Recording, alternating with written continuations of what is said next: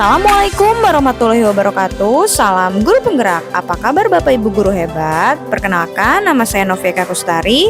Saya mengajar mata pelajaran PJOK di SDN Mampang Perapatan 03. Saya merupakan calon guru penggerak angkatan 9 dari Kota Jakarta Selatan, Provinsi DKI Jakarta. Berikut ini merupakan video aksi nyata dari modul 1.4 mengenai diseminasi budaya positif.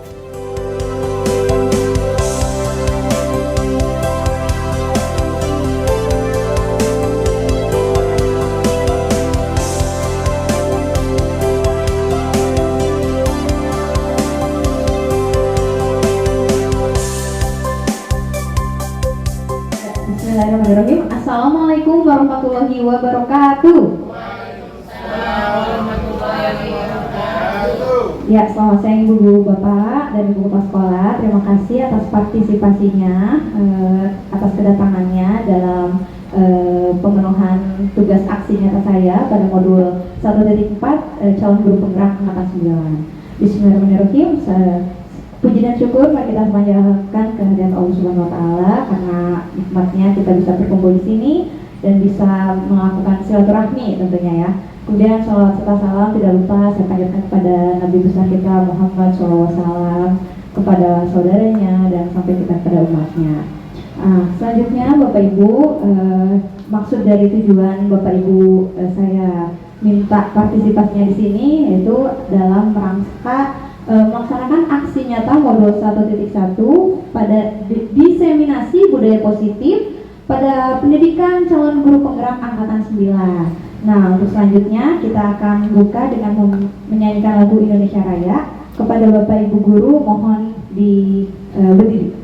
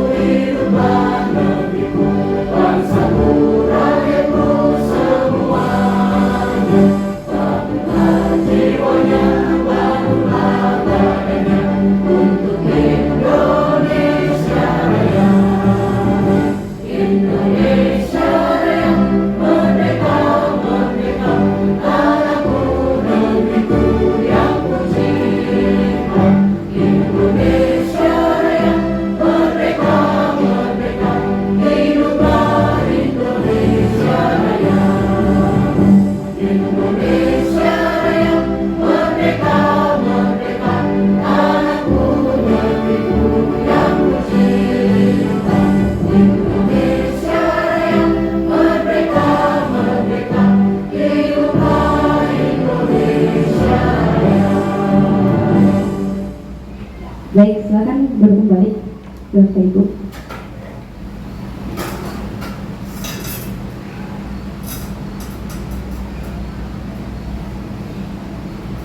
Ya, baik, selanjutnya sambutan dari Ibu Kepala Sekolah SDN Mampang Perapatan 03, Ibu Duyanti Amalia. Kepadanya kami persilakan. Silakan Bu.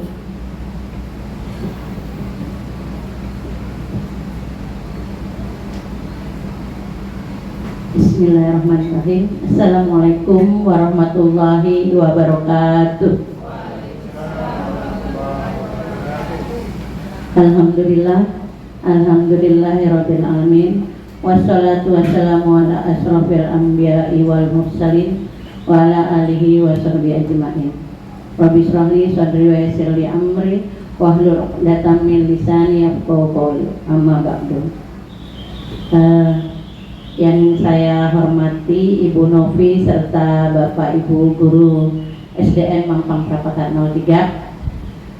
Puji syukur kita panjatkan kehadirat Allah Subhanahu wa taala yang telah memberikan taufik dan hidayahnya kepada kita sehingga di siang hari ini kita dapat berkumpul dalam rangka menemani Bu Novi sebagai CGP yang akan melaksanakan aksi nyatanya ya, dengan judul budaya positif. Salawat serta salam marilah kita limpah curahkan kepada junjungan kita Nabi besar Muhammad SAW. Semoga kita termasuk ke dalam pengikutnya dan mendapat syafaatnya di yaumil qiyamah nanti. Amin ya rabbal alamin. Bapak Ibu sekalian, paparan yang akan disampaikan oleh Bu Novi adalah budaya positif. Budaya positif merupakan pembiasaan hal baik yang dilakukan oleh anak-anak kita peserta didik SDN Mampang Perapatan 03 khususnya yang mencakup tingkah laku atau perilaku serta ucapan atau tutur kata. Nah, bagaimana cara kita membudayakan atau melaksanakan budaya positif ini di lingkungan sekolah kita? Ya, yang pertama adalah Bapak Ibu guru itu harus bisa mengontrol anak-anak didik kita agar mereka selalu berperilaku yang baik, ya, berperilaku yang baik, berucap atau bertutur kata yang baik pula, ya. Kemudian yang kedua ada kesepakatan kelas, ya. Bapak Ibu guru membuat kesepakatan kelas apa yang diinginkan oleh anak-anak kita. Dengan kesepakatan kelas ini akan menumbuhkan disiplin anak-anak kita tanpa harus kita menghukum, ya. Sebagai guru kita tidak menghukum, tapi kesadaran sendiri dari anak-anak itu kalau sudah kita mempunyai kesepakatan kelas, ya. Nah, ini akan akan muncul di dalam diri anak-anak kita sehingga ia akan merasa bahwa kalau dia salah, apa yang harus dia lakukan, ya. Kemudian yang ketiga, menerapkan budaya disiplin, ya, disiplin waktu, kemudian disiplin diri dan yang lainnya. Nah,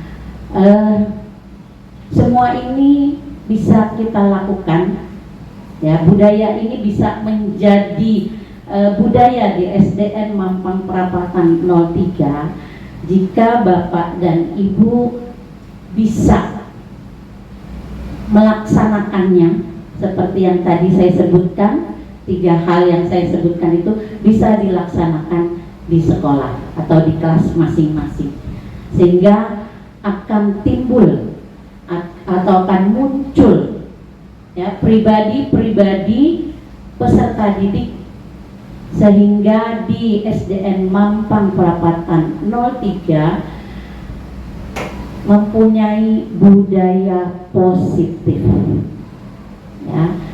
Budaya positif ini baik perilaku maupun tutur kata, ya. Jadi Bapak dan Ibu jangan bosan-bosan mengingatkan anak-anak kita untuk selalu berbuat dan berucap yang baik. Itulah yang disebut budaya positif, ya. Mudah-mudahan Allah memberikan kesehatan, kekuatan dan keberkahan kepada kita semua sehingga apa yang kita inginkan bisa dikabulkan dan bisa tercapai. Amin ya rabbal alamin. Dan saya berharap kepada Bu Novi selaku CGP, ya. Budaya positif ini tidak hanya dipaparkan di depan teman-teman saja, tapi juga benar-benar ditularkan, ya.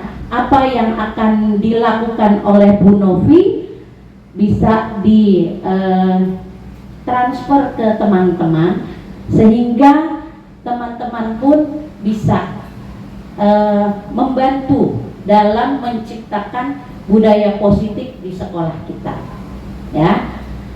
Mungkin itu saja dari saya, kurang lebihnya mohon maaf. Wabillahi taufiq wal hidayah. Wassalamualaikum warahmatullahi wabarakatuh. Ya, baik, terima kasih Bu Dwi yang mulia. Oke Bapak Ibu, nah sebelum saya melaksanakan paparan mengenai budaya positif, alangkah baiknya kita breaking dulu ya, biar tidak ngantuk. Mungkin tadi perutnya sudah diisi gitu kan, ada yang sedikit terngantuk-ngantuk. Nah biar tidak ngantuk, kita sama-sama bergerak terlebih dahulu. Ya, coba Bapak Ibu saya minta untuk berdiri semuanya. Kita akan ice breaking melaksanakan nyanyian dan gerakan Aram Samsam. Mungkin ada yang pernah melihat atau melaksanakan? Ya, udah pernah, nggak apa-apa ya. Biasanya pada murid-murid, sekarang kita nih. Oke, ikutin gerakan yang di depan ya Bapak Ibu. Aram Samsam.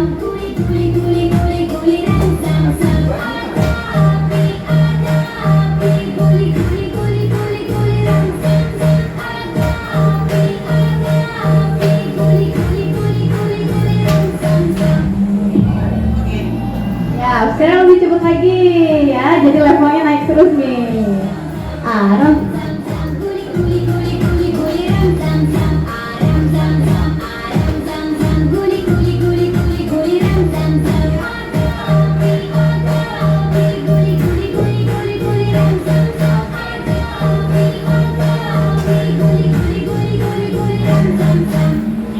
Ya, sekarang lebih kencang lagi. Boleh kasih tenaganya biar tadi makanannya terbakar lagi.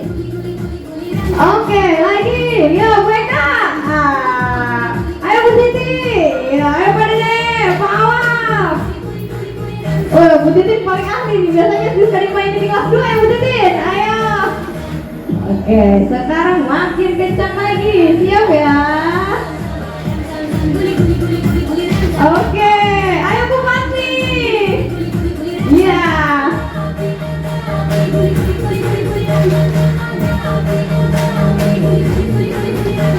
Ya, sekarang lebih kencang lagi, lebih cepat lagi.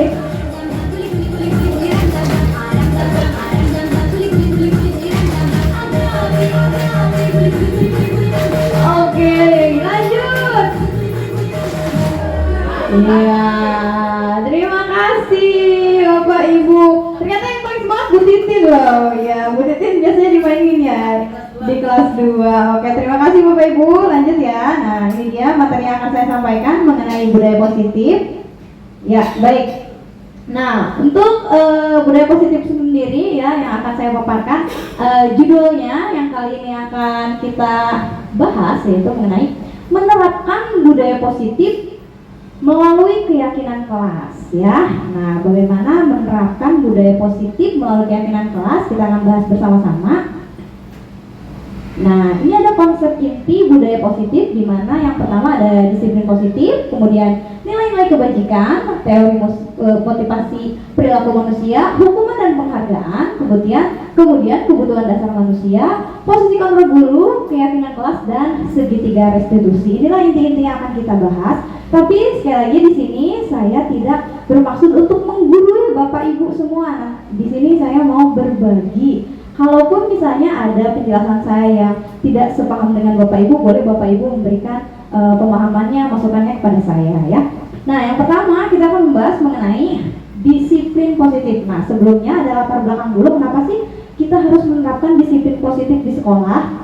Ya, menurut Ki Hajar Dewantara bahwa tujuan pendidikan adalah untuk menuntun segala kodrat yang ada pada anak agar anak mencapai keselamatan dan kebahagiaan yang setinggi-tingginya baik sebagai manusia maupun sebagai anggota masyarakat.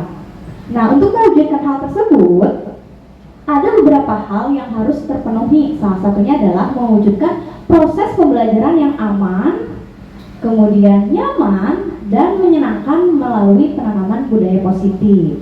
Nah, penanaman budaya positif di sekolah tidak terlepas dari peran guru. Peran kita sebagai guru ya, yaitu sebagai pemimpin pembelajaran di kelas. Penanaman disiplin di sekolah juga diperlukan untuk menciptakan sekolah yang tertib. Jadi kita menanamkan budaya positif itu sesuai dengan pemikiran Ki Hajar Dewantara ya, untuk mencapai keselamatan dan kebahagiaan anak setinggi-tingginya. Nah, salah satunya dengan menerapkan budaya positif. Selanjutnya yaitu, nah, ya, ini Bapak Ibu. Jadi ketika kita mendengar kata disiplin, ya, apa yang terbayang di benak Bapak dan Ibu jika kita mendengar kata-kata disiplin? Kira-kira nih, kalau menurut Bapak Ibu disiplin itu pemahaman Bapak Ibu seperti apa? Misalnya Bu Eka, menurut Bu Eka disiplin itu apa ya yang berhubungan dengan disiplin? Kira-kira disiplin berhubungan dengan waktu. Berhubungan dengan waktu. Oke, menurut Bu Eka itu disiplin berhubungan dengan waktu. Kalau menurut Bu Badriah, kira-kira disiplin berhubungan dengan waktu. Kalau Bu Eka, menurut Bu Badriah, disiplin menurut Bu Badriah itu ya, pengertian anak-anak itu sesuai dengan apa yang ingin kita terapkan, dia melaksanakan, tidak menyalahi peraturan, itu disiplin. Oke, kalau tadi Bu Eka berhubungan dengan waktu, kalau Bu Badriah berhubungan dengan peraturan ya Bu Badriah. Kalau Pak Dede, kira-kira Pak Dede, menurut Pak Dede disiplin itu berhubungan dengan apa atau seperti apa ya? Disiplin itu kepatuhan. Kepatuhan. Oke, baik Bapak Ibu, ada beberapa pendapat ya. Mungkin dari Bu Eka tadi itu disiplin berhubungan dengan waktu, kemudian menurut Bu Badriah peraturan, dan menurut Pak Dede kepatuhan. Nah, kita lihat lagi makna kata disiplin ya. Menurut Ki Hajar Dewantara menyatakan bahwa untuk mencapai kemerdekaan atau dalam konteks pendidikan kita saat ini, untuk mencapai murid yang merdeka, syarat utamanya adalah harus ada disiplin ternyata ya. Nah, yang disiplin yang kuat. Nah, disiplin yang dimaksud adalah disiplin diri yang memiliki motivasi internal ya. Jika kita tidak memiliki motivasi internal, maka kita memerlukan pihak lain untuk mendisiplinkan kita atau motivasi eksternal ya. Karena berasal dari luar, bukan dari dalam diri kita sendiri. Nah, pemikiran Ki Hajar Dewantara ini sejalan dengan pandangan Diana Gosen ya, dalam bukunya Restructuring School Discipline. Diana menyatakan bahwa arti dari kata disiplin berasal dari kata Latin, yaitu disiplina, yang artinya belajar. Nah, kata disiplin juga berasal dari kata yang sama dengan disiplin atau murid atau pengikut. Untuk menjadi seorang murid atau pengikut, seseorang harus paham betul alasan mengapa mereka mengikuti suatu aliran atau ajaran tertentu, sehingga motivasi yang terbangun adalah motivasi intrinsik bukan ekstrinsik. Jadi disiplin di sini yang menurut Ki Hajar Dewantara itu perlu dalam pembelajaran ya, agar selain memerdekakan murid, kita dalam pembelajaran kita harus juga mendisiplinkan anak-anak. Nah, untuk itu disiplin juga harus ada kesadaran dari diri. Jadi disiplin itu tidak dari motivasi eksternal, ada yang mendorong kita untuk melakukan disiplin, tapi dengan adanya motivasi internal ya, atau kesadaran dari dirinya masing-masing. Nah, selanjutnya dari kedua pemikiran pendidikan tersebut, maka dapat diartikan bahwa disiplin sebagai bentuk kontrol diri, yaitu belajar untuk kontrol diri agar dapat mencapai suatu tujuan mulia.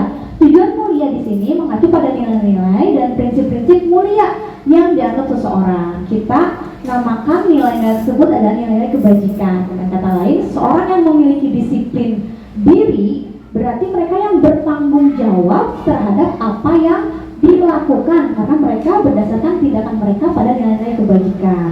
Nah, sebagai pendidik, tujuan kita menciptakan peserta didik yang memiliki disiplin yang diri, sehingga mereka berlaku mengacu pada nilai-nilai kebajikan yang universal dan memiliki motivasi intrinsik dalam perubahan perilaku ke arah yang lebih baik. Jadi sudah dijelaskan bahwa disiplin itu dilaksanakan atas kesadaran, bukan dari dorongan orang lain ya, begitu Bapak Ibu. Nah, di sini ada nilai-nilai kebajikan. Nah, ada nilai-nilai kebajikan yang harus dilaksanakan dalam kedisiplinan tersebut. Di antaranya nilai kebajikan itu adalah nilai yang dipakai bersama lepas dari suku, bangsa, ras, agama, bangsa maupun latar belakangnya. Contoh nilai-nilai kebajikan kebajikan. Kalau sekarang kita melakukannya ada dalam profil pelajar Pancasila, ada nilai-nilai kebajikan beriman dan bertakwa kepada Tuhan Yang Maha Esa, kemudian berakhlak mulia, berkebinekaan global, gotong royong, mandiri, kreatif, dan bernalar kritis. Sedangkan menurut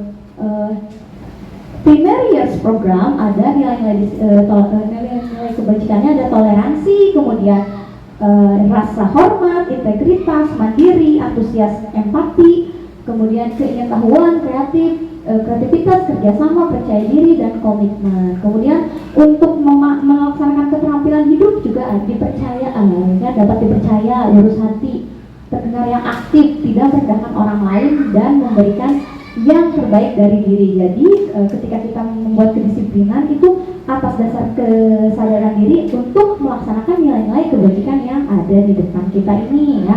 Mungkin ada nilai-nilai kebajikan lain yang mungkin tidak dicantumkan di sini, tapi nilai-nilai yang tadi kita bisa anut itu ada nilai-nilai dari yang sudah kita sepakati bersama, ya. Nah, selanjutnya yaitu teori motivasi perilaku manusia. Nah, ada kan tadi berhubungan dengan motivasi intrinsik dan ekstrinsik. Nah, kita telusuri dulu nih. Mari kita tanyakan ke diri kita masing-masing, ya Bapak Ibu. Bagaimana kita berlaku? Mengapa kita melakukan sesuatu? Ya kan? Kemudian apa kita melakukan sesuatu karena adanya dorongan dari lingkungan atau ada dorongan dari orang lain? Ya, terkadang kita melakukan sesuatu karena kita menghindari rasa sakit atau ketidaknyamanan. Terkadang kita juga melakukan sesuatu untuk mendapatkan apa yang kita mau. Nah, contohnya kita akan menjawab pertanyaan yang ada di bawah ini. Sebagai seorang guru, saat Anda hadir mengajar di kelas tepat waktu, motivasi apa yang mendasari tindakan Anda nih? Kira-kira nih, saya kalau misalnya mengajar tepat waktu tuh apa ya motivasinya? Contohnya, misalnya Pak Awal datangnya selalu tepat mungkin ya Bu ya. Yang kira-kira Pak Awal, motivasi Pak Awal ketika datang mengajar tepat waktu itu apa ya kira-kira? Ingin bertemu dengan anak-anak. Ingin bertemu dengan anak-anak, ya. Nah, mungkin Pak Awal punya motivasi ingin cepat-cepat bertemu dengan anak-anak. Nah, kalau Bu Fatmi, kira-kira Bu Fatmi datang ke kelas mengajar dengan tepat waktu, kira-kira motivasinya apa ya Bu Fatmi? Apa ya? Mungkin kalau saya datang ke sekolah tepat waktu takut dimarahin ibu kepala sekolah. Bisa jadi, atau takut dipotong Bapak Ibu mungkin ya. Pas aduh 2 menit lumayan dipotong berapa ribu tuh ya. Gitu. Kira-kira kalau Bu Fatmi motivasinya Sama-sama aja deh. sama juga bener. Oh iya. Awal juga bener. ada betulnya juga ya. Bener. Takut sama ibu juga iya, takut dipotong juga iya, pengen ketemu anak-anak, pengen cepat pulang juga iya, begitu. Nah, kalau Bu Siti kira-kira nih, Bu Siti teman saya kesiangan ibu. Silakan Bu Siti motivasinya ketika Bu Siti datang mengajar tepat waktu. Kira-kira motivasinya apa ya Bu Siti? Ingin memberi contoh juga untuk anak-anak agar walaupun kadang saya juga terlambat semenit 2 menit ya, begitu Bu Dwi ya. Tapi itu karena ketidaksengajaan saya. Ya, Tapi maksud hati sebenarnya saya ingin datang lebih pagi. Oke, baik. Iya, terima kasih sekali Bu Siti. Ternyata bijak juga ya Bu Siti ingin memberikan contoh yang baik. Niatnya, kenyataannya mungkin agak sedikit berkurang ya, begitu. Nah, baik Bapak Ibu, dari beberapa motivasi Bapak Ibu untuk datang ke sekolah tepat waktu ketika mengajar itu. Nah, kita lihat juga ya Bapak Ibu. Nah, mungkin ada yang datang tepat waktu itu karena tidak ingin ditegur, ya kan? Tidak ingin dipanggil sama ibu mungkin ya kan? Nah, kalau seperti itu namanya menghindari ketidaknyamanan ternyata Bapak Ibu ya, ketidaknyamanan dan hukuman. Kemudian kalau misalnya ingin mendapatkan pujian, itu si paling rajin deh, si paling rajin deh. Si paling rajin, nah itu mendapatkan pujian atau dari teman-teman, dari atasan ya, itu namanya mendapatkan imbalan atau penghargaan dari orang lain. Nah, seperti itu. Nah, kalau misalnya motivasinya atau alasannya Anda ingin menjadi seseorang yang menghargai waktu, seperti tadi Bu Siti mungkin ya, Bu, sudah tepat sekali mungkin motivasinya ya. Kemudian menghargai diri Anda sebagai teladan bagi murid-murid Anda, karena Anda percaya tindakan Anda sebagai guru itu akan dicontoh oleh murid-murid. Nah, motivasi itulah yang harus kita tanamkan, bukan karena takut dihukum, takut dipotong, kemudian atau ingin dipuji. Nah, ternyata yang lebih ideal itu atas dasar menghargai diri sendiri atau mengikuti nilai-nilai yang tadi juga sudah dipaparkan. Nah, oke, untuk selanjutnya. Nah, ada teori motivasi menurut Diana Gossem ya. Di sini ada teori motivasi perilaku manusia, ada 3 ya. Yang pertama ada untuk menghindari ketidaknyamanan atau hukuman. Apa yang akan terjadi apabila saya tidak melakukannya? Ya, jadi nanti ditakut-takuti oleh hukuman ya. Nah, itu namanya motivasi eksternal dari luar, bukan dari diri kita sendiri. Kemudian yang kedua ada untuk mendapatkan imbalan dari orang lain atau institusi ya. Apa yang akan saya dapatkan apabila saya melakukannya, itu juga masih merupakan motivasi eksternal. Dan yang ketiga ada untuk menghargai diri sendiri. Saya akan menjadi orang yang seperti apa bila saya melakukannya. Nah, itu merupakan motivasi eksternal. Nah, disinilah ini tujuan dari disiplin positif ya. Jadi disiplin positif itu mendisiplinkan diri kita atas kesadaran diri kita sendiri, bukan dari motivasi eksternal, dari dorongan orang lain ya. Oke, selanjutnya. Nah, di sini ada hukuman, konsekuensi dan restitusi. Jadi hukuman dan konsekuensi itu berbeda ya Ibu Bapak Ibu. Jadi kalau hukuman itu ketika anak melakukan salah langsung saat itu juga dihukum. Tapi kalau konsekuensi berdasarkan keyakinan kita ya, kita membuat dulu ya kan, kesepakatan kita apa yang sudah dibuat, nah kita laksanakan bersama. Nah, itulah ada konsekuensi. Nah, restitusi sendiri adalah proses menciptakan kondisi bagi murid untuk memperbaiki kesalahan mereka sehingga mereka bisa kembali ke kelompok mereka dengan karakter yang lebih kuat menurut Gossen tahun 2004. Restitusi ini juga merupakan proses kolaborasi yang mengajarkan murid untuk mencari solusi untuk masalah mereka dan membantu murid berpikir tentang orang seperti apa yang mereka inginkan dan bagaimana mereka harus memperlakukan orang lain. Jadi dari hukuman, konsekuensi, dan restitusi sebetulnya yang paling ideal itu restitusi, karena restitusi ini kita mencari penyelesaian masalah bersama-sama, kita berkolaborasi dengan anak, kemudian mencari penyelesaian dari masalah yang sedang terjadi pada anak misalnya. Oke, selanjutnya. Nah, di sini ada beberapa nih Bapak Ibu ya, kita isi sama-sama ya. Ada tindakan guru. Nah, kita akan membedakan yang mana hukuman, yang mana konsekuensi. Nah, di sini ada mencatat 100 kali di dalam buku kalimat saya tidak akan terlambat lagi. Nah, karena terlambat ke sekolah. Kira-kira menurut Bapak Ibu, kalau mencatat 100 kali di dalam buku merupakan konsekuensi atau hukuman ya? Hukuman. Oke, yang pertama itu hukuman ya. Nah, yang kedua kita lihat lagi, lari mengelilingi lapangan basket 2 kali karena terlambat hadir di sekolah. Kira-kira hukuman atau konsekuensi? Hukuman ya. Yang ketiga, murid diminta untuk push up 15 kali karena tidak menggunakan masker ke sekolah. Hukuman. Nah, kemudian menggantikan kertas tugas teman yang telah dicoret-coret. Konsekuensi gitu ya. Jadi dia telah mencoret-coret, akhirnya diberikan konsekuensi. Nih, kamu harus mengganti apa yang kamu perbuat. Ya, oke. Selanjutnya, membersihkan tumpahan air di meja tulis karena tersenggol pada saat belajar. Konsekuensi juga. Nah, kemudian murid disuruh untuk tidak mengenakan sepatu seharian di sekolah karena tidak mengenakan sepatu hitam. Kira-kira hukuman ya. Yang terakhir, lari berkeliling lapangan basket 2 kali karena terlambat 10 menit untuk pelajaran PJOK. Kira-kira hukuman atau konsekuensi ya? ada yang konsekuensi, ada yang hukuman. Mari kita lihat kunci jawabannya. Simsalabim, abrakadabra. Nah, ternyata kalau yang pertama tadi mencatat 100 kali di buku kalimat saya tidak akan terlambat itu merupakan hukuman. Betul sekali ya Bapak Ibu ya. Kemudian lari mengelilingi lapangan basket 2 kali karena terlambat hadir di sekolah merupakan hukuman juga. Nah, kemudian tadi menggantikan diminta push up 15 kali juga merupakan hukuman. Kemudian menggantikan kertas teman yang telah dicoret-coret itu merupakan konsekuensi. Membersihkan tumpahan air juga merupakan konsekuensi. Murid diminta disuruh untuk tidak mengenakan sepatu seharian karena tidak mengenakan sepatu itu merupakan hukuman. Dan yang terakhir, lari mengelilingi lapangan basket 2 kali karena terlambat 10 menit untuk pelajaran. Ternyata itu konsekuensi. Kenapa? Karena dia terlambatnya dalam pelajaran PJOK. Jadi untuk menggantikan keterlambatan dia disuruh lari sama-sama melaksanakan kegiatan PJOK.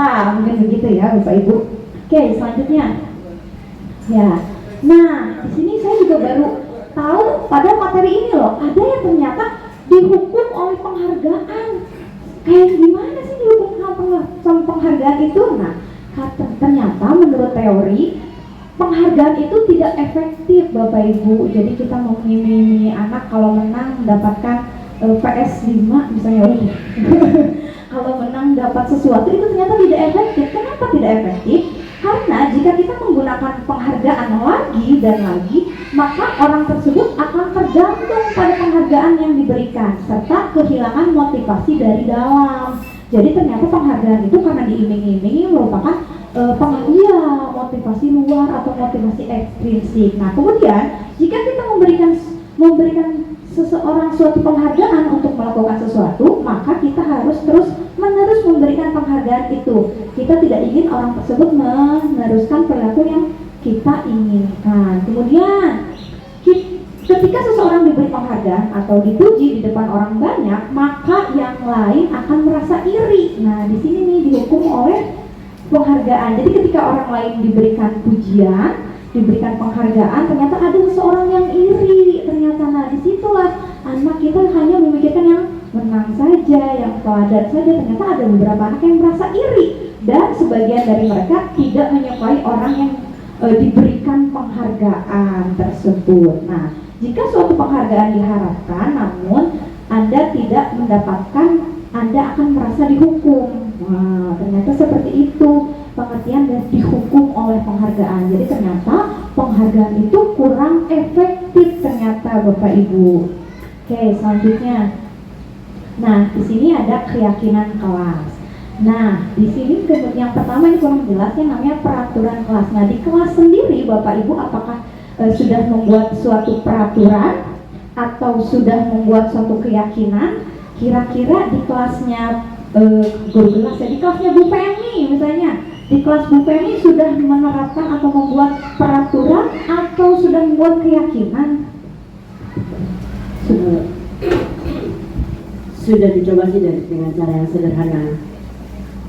Sudah dicoba dengan Kesepakatan di kelas, hukuman pun juga disepakati kalau berbuat salah hukumannya apa. Jadi kesepakatan sendiri, bukan dari saya memberikan hukuman, tapi kesepakatan hukumannya apa. Oh begitu, ya baik. Nah Bapak Ibu, di sini ada keyakinan kelas ya.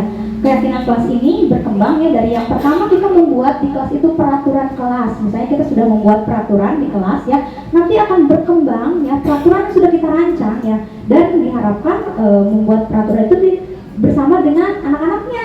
Begitu, tidak kita membuat peraturan kemudian kita tempel, tapi peraturan kelas yang kita buat bersama, nah akan berkembang menjadi keyakinan kelas ya. Kemudian setelah itu keyakinan kelas kita jalankan bersama-sama, nah nantinya akan menjadi budaya atau lingkungan yang positif ya. Kemudian nah setelah lingkungan kita tercipta menjadi lingkungan positif ya, minimal di kelas dulu, nah nanti kan menjadi budaya yang positif. Akhirnya kita akan meneruskan tujuan yang tadi budaya positif ya.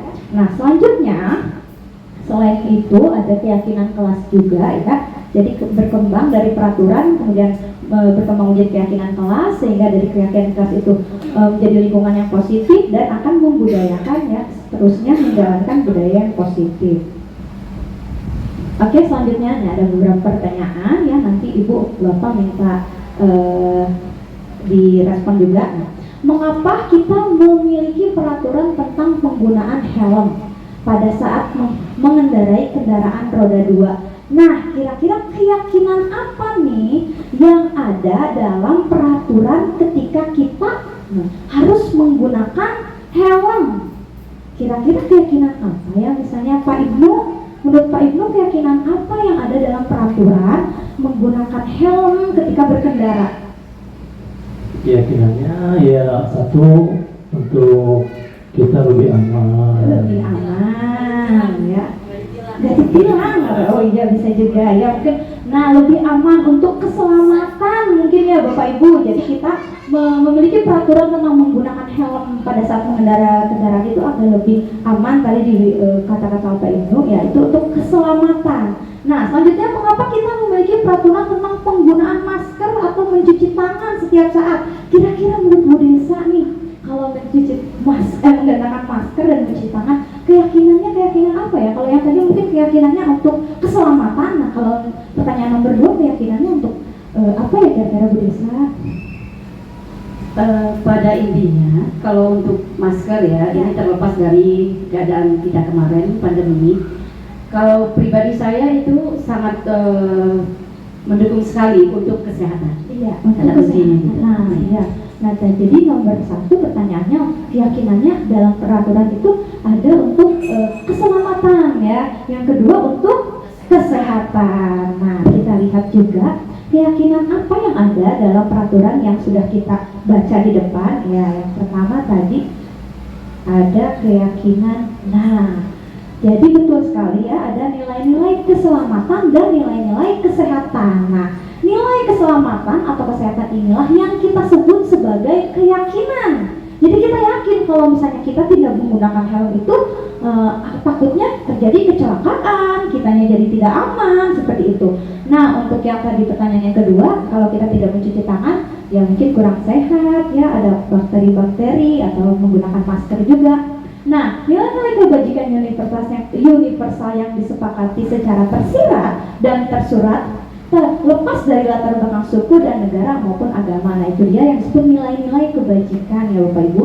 Nah, seseorang akan lebih tergerak dan bersemangat untuk menjalankan keyakinannya daripada hanya sekadar mengikuti serangkaian peraturan tertulis tanpa makna. Jadi murid-murid pun demikian. Mereka perlu mendengarkan dan memahami arti sesungguhnya tentang peraturan-peraturan yang diberikan dan apa nilai-nilai kebajikan di balik peraturan tersebut, apa tujuan utamanya, dan menjadi tidak tertarik atau takut sehingga hanya sekedar mengikuti serangkaian peraturan-peraturan yang mengatur mereka tanpa memahami tujuan mulianya. Jadi di sini kita tidak hanya membuat peraturan untuk ditaati, tapi mereka pun harus ya sebagai murid meyakini, oh ternyata kita kalau misalnya menyimpan kembali buku ke tempatnya itu agar apa? Agar nggak dimarahin bu guru, agar nggak disalahin teman. Ternyata keyakinannya agar rapi kembali dan belajar juga mengenai nilai-nilai tanggung jawab. Contohnya seperti itu ya Bapak Ibu. Nah, di sini ada peraturan. Nah, kan kita rubah menjadi keyakinan kelas. Nah, di sini ada selalu mengembalikan buku ke tempatnya. Tadi contohnya ya. Kira-kira keyakinannya apa ya kalau misalnya mengembalikan buku ke tempatnya? Nilai apa ya? Kalau menurut Bu Badiah, nilai apa Bu? Kalau misalnya anak-anak disuruh mengembalikan kembali buku ke tempatnya? Nilai kerapihan dan kerajinan anak. Kerajinan, oke. Kemudian yang kedua ada dilarang mengganggu orang lain. Nah, orang lain tidak boleh diganggu. Kira-kira keyakinan kelas apa ya agar tidak mengganggu temannya? Kira-kira menurut Bu Eka apa ya Bu Eka? Iya. Kira-kira agar orang lain tenang, mungkin jangan diganggu ya. Anak-anak tidak boleh mengganggu orang lain. Nah, agar mereka lebih yakin, apa sih? Kenapa sih Bu, kita nggak boleh mengganggu orang lain? Ya, supaya tidak terjadi keributan. Nah, untuk menjaga agar tidak terjadi keributan. Selanjutnya ada hadir di sekolah 15 menit sebelum pembelajaran dimulai. Mungkin itu nilai kedisiplinan ya Bapak Ibu, agar keyakinannya agar kita bisa disiplin tepat waktu ya, akhirnya tidak harus hadir di sekolah 15 menit sebelumnya. Kemudian dilarang melakukan kekerasan. Kira-kira keyakinannya apa ya? Menghargai teman, misalnya ya seperti itu. Nah, kemudian berganti atau menunggu giliran. Nah, kalau yang mengganti ketika mau cuci tangan misalnya, anak-anak kelas 2 misalnya, Bu Titin berteriak misalnya ya Bu Titin, harus menunggu giliran ya. Apaan sih yang menunggu giliran, kalau aku pengen duluan? Biasanya sebetulnya kita harus menerapkan keyakinannya, bergiliran itu biar tertib, biar satu persatu ya, tidak langsung semuanya langsung, nanti kurang rapi. Nah, itulah keyakinan kelasnya ya. Kemudian menggunakan masker tadi sama juga keyakinan kelasnya untuk kesehatan, dan jangan berlari di kelas atau di koridor ya, ketertiban juga. Iya betul ya Bu. Nah, kita lihat kunci jawabannya. Simsalabim, abrakadabra. Iya. Nah, ternyata ya, untuk selalu mengembalikan buku ke tempatnya ternyata tanggung jawab. Jadi yakin bahwa anak-anak, kenapa kalian harus menyimpan lagi buku ke tempatnya? Ya, itu untuk menanamkan keyakinan bahwa harus bertanggung jawab. Kemudian dilarang mengganggu orang lain, menghormati orang lain ya. Ternyata ketentraman orang lain juga harus dihormati. Kemudian hadir tepat waktu ya, menghormati orang lain, berkomitmen juga. Kemudian dilarang melakukan kekerasan. Nah, kekerasan atau bullying juga mungkin bisa nanti kita membuat keyakinan kelas juga ya Bapak Ibu, berkaitan dengan bullying yang sedang marak sekarang. Nah, itu untuk keselamatan dan menghormati orang lain. Kemudian dilarang menggunakan narkoba. Oh, kok di sini narkoba ya, tadi masker ya, mungkin ada yang keliru. Nah, itu untuk kesehatan. Kemudian bergantian atau menunggu giliran, menghormati orang lain, bersabar ya, kerapihan juga ya bisa dimasukkan di sana. Menggunakan masker, kesehatan dan keselamatan. Kemudian jangan lari di kelas atau koridor, keselamatan dan keamanan. Oke, selanjutnya kita lihat. Nah, kemudian materi selanjutnya itu mengenai kebutuhan dasar manusia ya. Seluruh tindakan manusia memiliki tujuan tertentu. Semua yang kita lakukan adalah usaha terbaik kita untuk mendapatkan apa yang kita inginkan. Ketika kita mendapatkan apa yang kita inginkan, sebetulnya saat itu kita sedang memenuhi satu atau lebih dari satu kebutuhan dasar kita.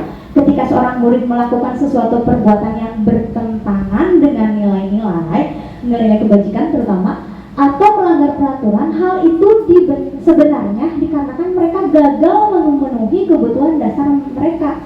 Ya, jadi kita juga harus memahami sebagai guru, memahami kebutuhan dasar manusia. Ya, ada beberapa kebutuhan dasar. Nah, ternyata kalau murid yang tidak mengikuti peraturan, ya, itu ternyata mereka ada kebutuhannya yang tidak terpenuhi. Nah, salah satu contohnya. Nah, ini dia ada kebutuhan dasar manusia. Yang pertama ada cinta, kasih sayang dan rasa diterima, penguasaan, kemudian kebebasan dan kesenangan. Nah, semua ini ya adalah kebutuhan manusia ya untuk mereka agar dapat bertahan hidup seperti itu. Kita lihat juga di sini. Nah, ada contoh kasus ya Bapak Ibu. Di sini ada Bimo. Bimo seorang anak TKB selalu berlari di kelas yang menuju jalan raya di depan sekolahnya yang ramai dengan kendaraan. Tindakan membuat guru Bu Ani bingung dan seringkali lari mengejarnya. Ada beberapa kemungkinan jawaban yang diberikan Bimo. Identifikasi kebutuhan yang ingin dipenuhi oleh Bimo jika respon Bimo seperti ini. Jadi contohnya nih ada si Bimo nih. Si Bimo ini anak TKB, dia selalu lari-lari. Biasanya juga ada ya di kelas, misalnya di kelas 2 ada siapa? Bu Titin, Rafa, Bu Titin ya suka lari-lari ya kan, awal ya. Di kelas lain pun mungkin ada ya. Nah, mereka kenapa sih? Nah, kita telusuri juga. Nah, contohnya nih, ketika ditanya, Bimo, kenapa sih kamu lari-lari terus? Aku senang main, dikejar-kejaran dengan ibu guru, seru. Nah, dari kelima kebutuhan manusia tadi ya kan, ada kebutuhan dasar manusia. Kira-kira kebutuhan apa nih yang tidak terpenuhi oleh Bimo ketika Bimo menjawab, aku senang main kejar-kejaran dengan ibu guru. Jadi ternyata kesenangan Bimo itu tidak terpenuhi, Bapak Ibu ya. Nah yang kedua, ibu kejar aku karena ibu sayang aku, katanya. Jadi dia berpikir bahwa ketika gurunya mengejar dia, berarti dia berpikir bahwa oh ibunya sayang sama aku, jadi dia ngejar aku. Ternyata ada kebutuhan dasar yang tidak terpenuhi. Kira-kira kebutuhan dasar apa yang tidak dipenuhi oleh Bimo? Kasih sayang. Jadi dia tidak kasih sayangnya tidak terpenuhi. Yang ketiga, aku hebat kan bisa bikin ibu guru ngejar aku. Nah, coba kira-kira kebutuhan apa ya yang tidak terpenuhi jika jawabannya Bimo seperti ini. Yang keempat ada, aku bosan belajar mewarnai terus di kelas.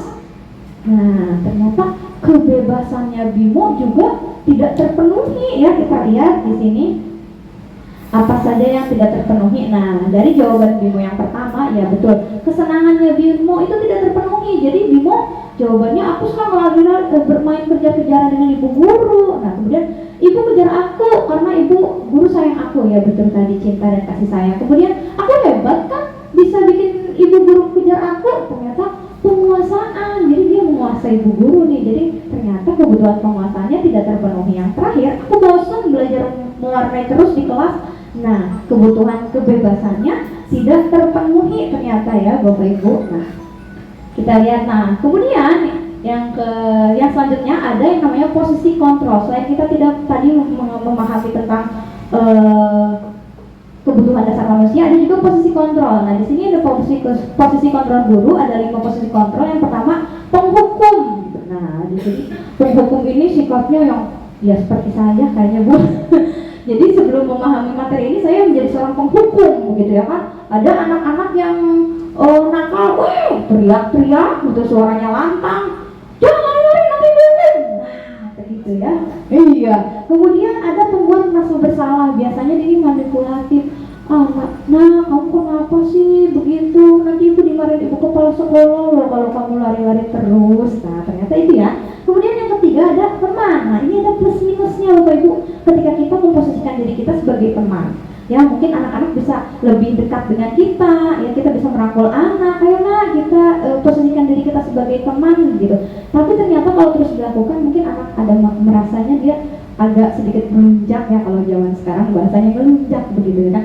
Nah, kemudian posisi pemantau. Di sini pemantau itu dia tidak hanya memantau, tapi dia juga ikut terlibat dalam memecahkan suatu masalah. Misalnya anak ada yang bermasalah, dia tidak hanya melihat tapi ikut terjun juga, bertanggung jawab menyelesaikan permasalahan yang ada.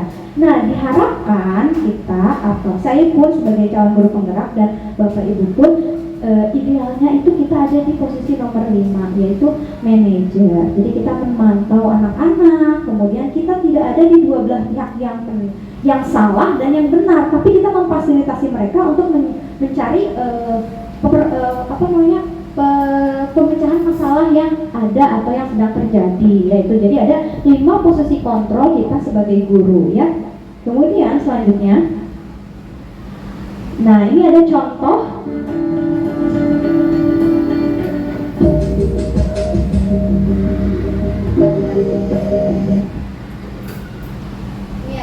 Ada video yang akan kita saksikan sama-sama mengenai 5 posisi kontrol. Yang pertama ada si penghukum. Ini dia yang menjadi penghukum.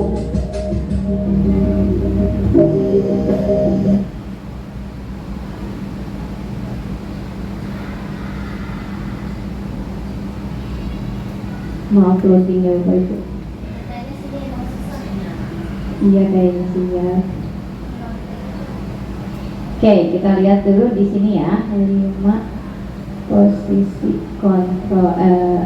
Nah, ini kita lihat ada 5 posisi kontrol. Ada si penghukum.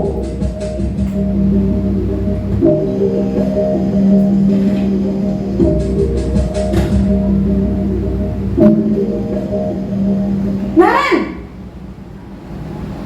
sini kamu. Selamat pagi Bu.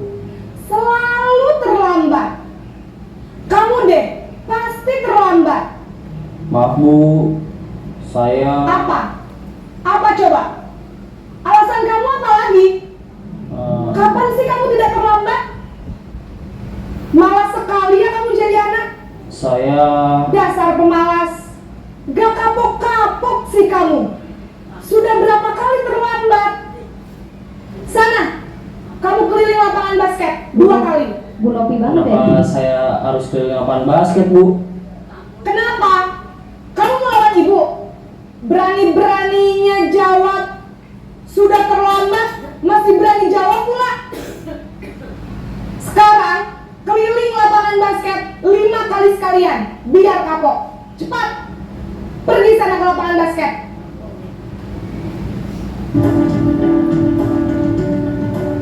Nah, ini sudah membuat rasa bersalah. Positif. Kontrol yang kedua.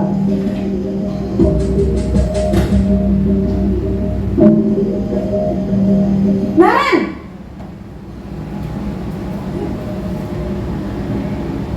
Selamat pagi, Bu. Naren. Kamu kenapa terlambat lagi, nak? Ya Tuhan, Naren. Kamu senang ya bikin ibu susah ya? Kalau kamu terlambat lagi, nanti ibu yang ditegur bapak kepala sekolah, nak. Disangka ibu tidak bisa membina kamu. Duh, gimana ini? Maaf, Bu. Duh, Gusti Naren. Kamu suka ya kalau ibu ditegur bapak kepala sekolah? Terus, sekarang ibu harus tulis apa ini di buku absen? Ini kamu sudah sering terlambat loh. Ibu harus apa coba? Maaf, Bu. Maaf sekali. Ya sudah, lain kali jangan bikin ibu susah lagi ya nak ya. Ibu tidak akan kuat lagi kalau kamu begini terus. Bisa jantungan kalau ibu ditegur bapak kepala sekolah. Sana cepat ke kelas. Maaf ya, Bu. Maaf sekali. Posisi pembuat rasa bersalah berbicara dengan nada tenang. Selanjutnya ada posisi teman. Nah, ini dia ya, posisi teman.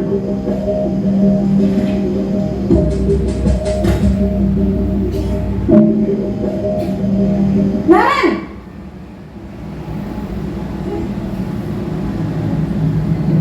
Selamat pagi, Bu. Wah, sudah jam berapa ini nak? Terlambat lagi ya sayang. Iya, Bu. Habis ibu saya lupa bangunkan saya, Bu.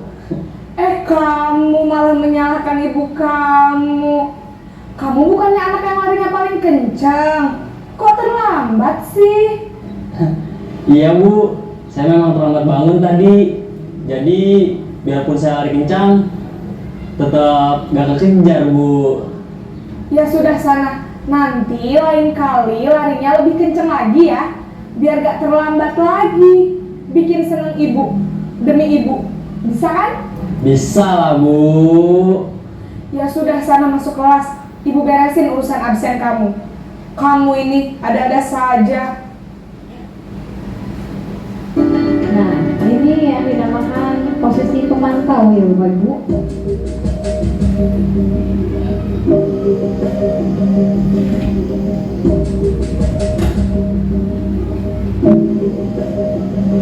Naren!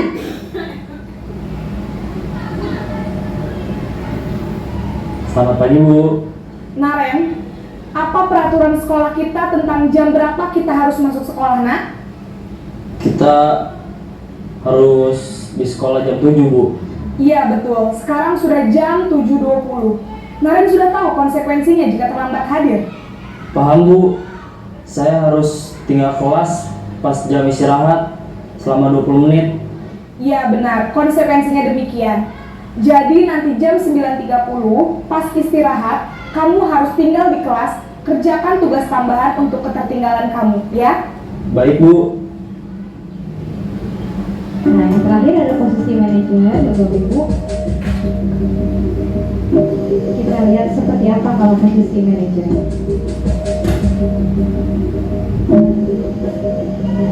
Naren!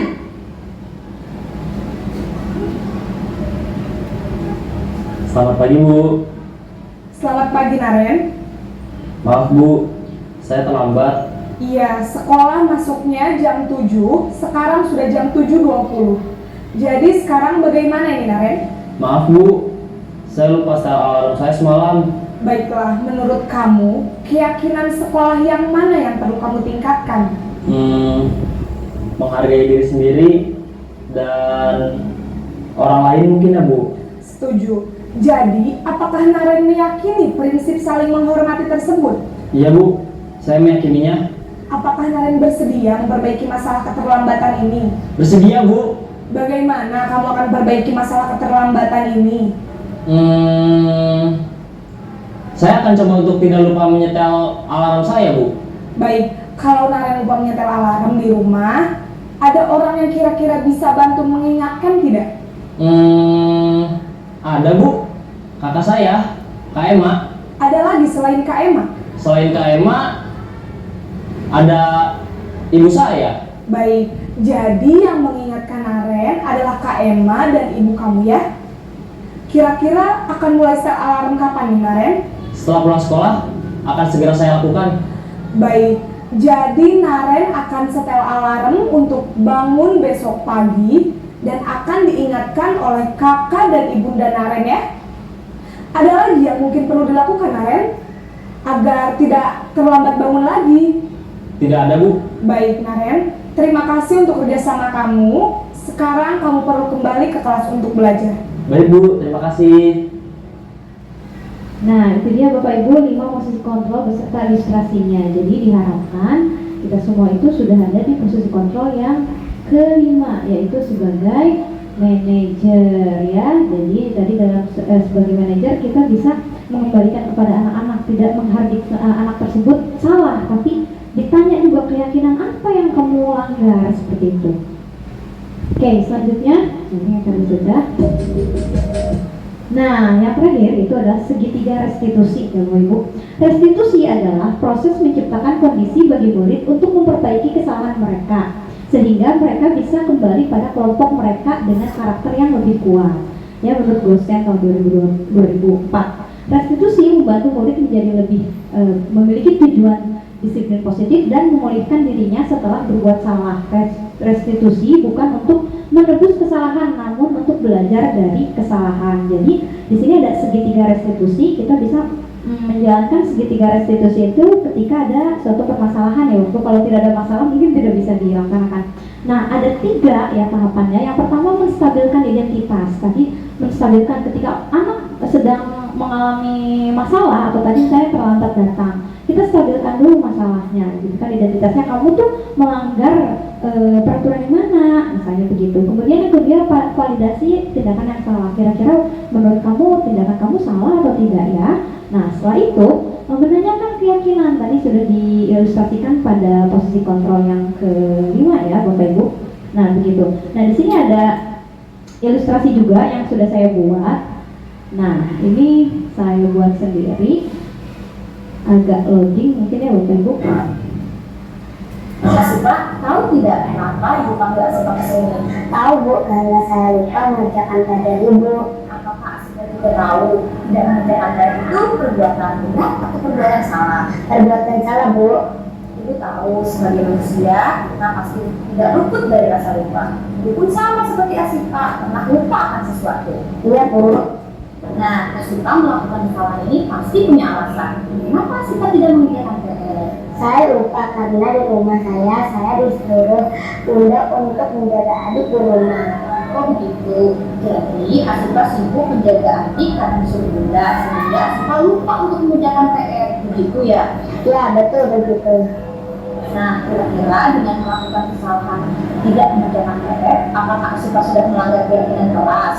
Iya Bu, saya sudah melanggar. Keyakinan kelas apa yang sudah Asifah langgar? Tanggung jawab Bu. Apakah Asifah penting memiliki sikap tanggung jawab? Penting Bu.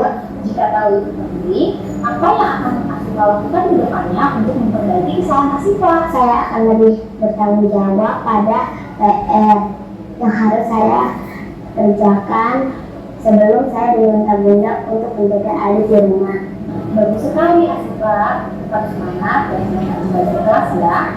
Ya Bu, terima kasih. Nah Nah, itu dia Bapak Ibu ilustrasi dari segitiga restitusi. Jadi sebetulnya kalau kita sebagai posisi control manager itu kita tidak menghardik anak, menyalahkan mereka, tapi kita membantu mereka seperti tadi tujuan dari segitiga restitusi menstabilkan identitas mereka. Kalau mereka salah, kita perbaiki bersama, ya, kita kolaborasi dengan murid gitu ketika mereka melakukan kesalahan, kemudian sama-sama mencari solusinya. Nah, begitulah itu untuk segitiga restitusi. Jadi Bapak Ibu, saya harap apa yang saya paparkan hari ini bisa bermanfaat bagi Bapak Ibu. Nah, kemudian bisa dipraktekkan atau diaplikasikan di kelas. Mungkin kita membuat dari peraturan kelas, kemudian membuat keyakinannya juga, kemudian bisa dilaksanakan setiap hari di sekolah, sehingga sekolah kita menjadi sekolah yang mempunyai budaya yang positif, terutama pada kedisiplinan. Jadi poin-poinnya tadi, ketika kita disiplin itu tidak hanya mengikuti peraturan, mentaati peraturan, tapi mereka meyakini juga akan apa yang mereka harus taati, begitu Bapak Ibu. Ya baik Bapak Ibu, terima kasih sekali atas partisipasinya. Demikian materi yang bisa saya bagikan kepada Bapak Ibu. Semoga bermanfaat, semoga bisa diaplikasikan di kelas masing-masing. Ada pertanyaan juga, biar nanti saya jawab. Boleh Bu Badri, silakan. Kalau lagi upacara, kan kita suka ada yang terlambat tidak ikut upacara. Konsekuensinya kan mereka gini, hormat bendera. Itu apa hukuman atau konsekuensi? Sebetulnya itu kira-kira nih kita diskusikan sama-sama nih. Ada yang mungkin berpendapat itu hukuman, ya kan? Ada yang berpendapat itu konsekuensi. Kira-kira menurut Bapak Ibu itu hukuman atau konsekuensi ya? Hukuman. Kalau menurut Bu Femi hukuman. Kenapa Bu Femi? Hormat bendera itu hukuman? Hukuman kalau dia tidak diizinkan ikut upacara, baru itu konsekuensi kalau menurut saya nih. Ya. Tapi kalau setelahnya dia mendapatkan tadi itu hormat bendera atau lari itu jadi bentuknya hukuman, karena dia jadi dapat sesuatu yang merugikan buat diri dia. Oke, baik, terima kasih. Kalau menurut Bu Badriah sendiri, Bu Badriah, kira-kira kalau anak terlambat kemudian disuruh hormat bendera, itu hukuman atau konsekuensi? Iya. Kalau menurut Bu Badriah pribadi, gitu.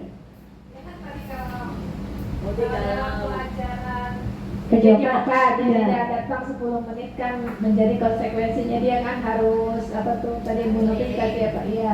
Nah ini kan kita upacara kan memang udah ada waktu-waktunya, udah konsekuensi kita harus mengadakan upacara.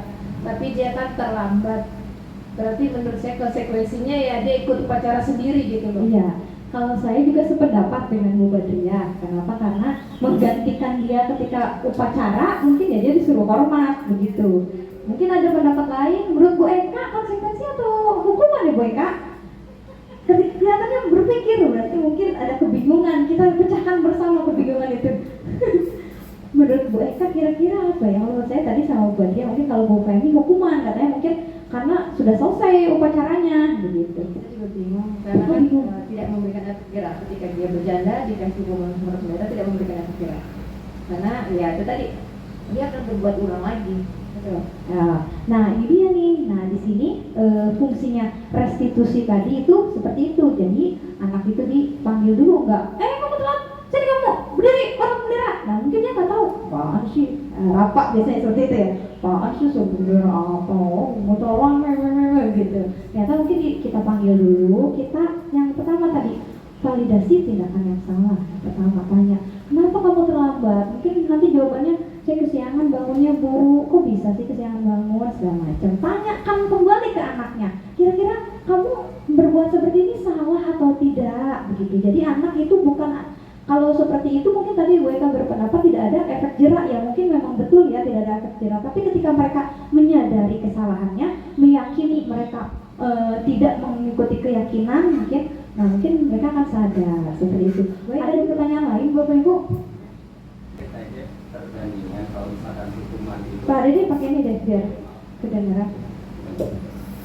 Kalau hukuman itu ya sekedar menghukum, menjudge orang. Tapi kalau misalkan kita berbalik ke konsekuensi, otomatis di awal kita sudah ada pembicaraan di awal. Kalau misalkan melakukan kesalahan A, maka hukumannya akan diberikan seperti apa. Nah, dari situ nanti kan muncul juga keyakinan kelas itu sendiri, karena mereka sudah tahu, oh melanggar ini hukumnya, sanksinya seperti apa. Nah, kalau misalkan di awal seperti yang contoh-contoh tadi, mohon maaf, misalkan tadi guru olahraga ya, karena pelajaran olahraga telat kemudian disuruh lari, itu kita belum bisa memastikan apakah hukuman atau konsekuensi, karena kita tidak tahu apakah sebelumnya sudah ada peraturan yang telah disepakati atau sebelumnya atau tidak.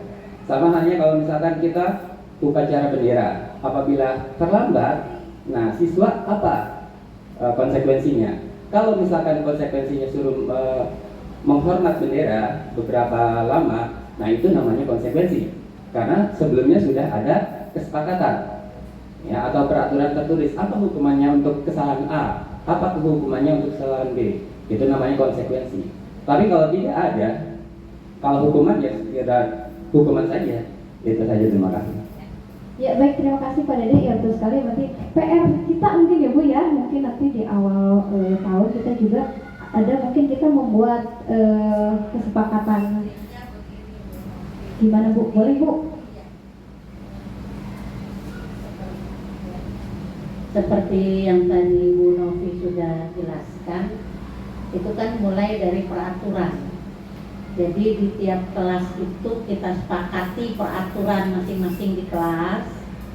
Kemudian dari peraturan itu kita buat keyakinan kelas, ya kan? Nah, dari keyakinan kelas itulah kalau mereka sudah yakin itu salah, dia akan melakukan istilahnya ya hukuman untuk diri sendiri, bukan dari guru, ya, karena udah kesepakatan. Tuh. Jadi memang harus disepakati dulu di kelas dulu, dari tingkat kelas dulu dibuat peraturan kelas. Nah ini peraturan seperti ini. Kalau melanggar, nah apa konsekuensinya? Dari konsekuensi itu maka akan jadi keyakinan. Itu, ya.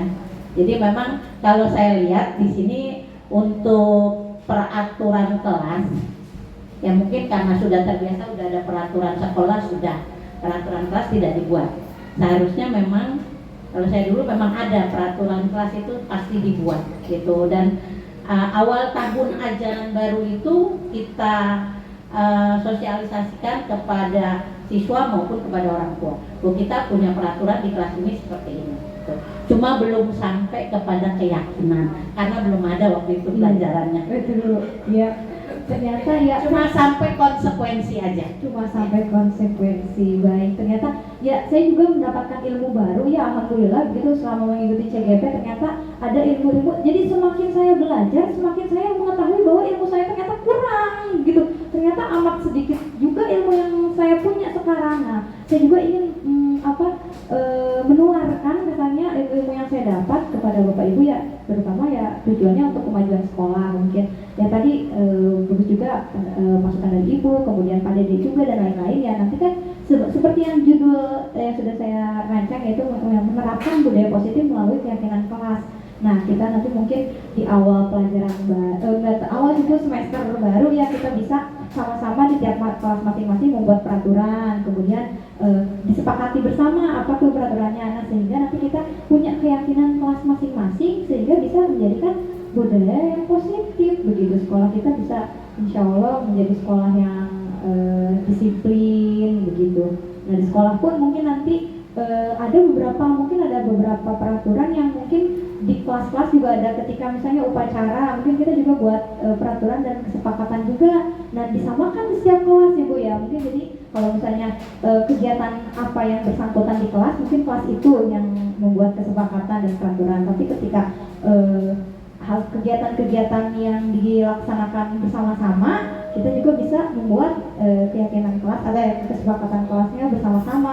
Ketika misalnya upacara, kemudian senam bersama, kemudian sholat duha juga, nanti kita bisa buat bersama. Itu sih Bu. Jadi kedepannya saya juga berharap bisa diterapkan di kelas masing-masing gitu. Ada lagi mungkin Bapak Ibu tambahan, penguatan atau pertanyaan lain? Sudah Sudah cukup ya, kalau sudah cukup ya, terima kasih Bapak Ibu atas partisipasinya. Saya tutup kembali. Wabillahi taufiq wal hidayah. Wassalamualaikum warahmatullahi wabarakatuh.